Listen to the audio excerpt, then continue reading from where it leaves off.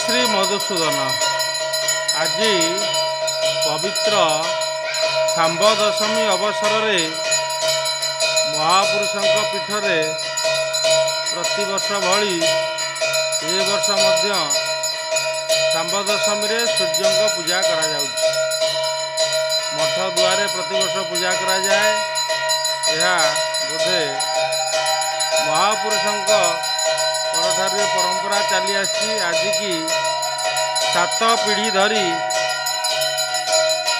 ଯେଉଁ ପରମ୍ପରା ଚାଲିଛି। ଛୋଟ ଛୋଟ ଶିଶୁ ଭକ୍ତମାନେ ଆମ ସହ ଆସିଗଲାଣି। ଗଳି ପଡ଼ିବ ରେ।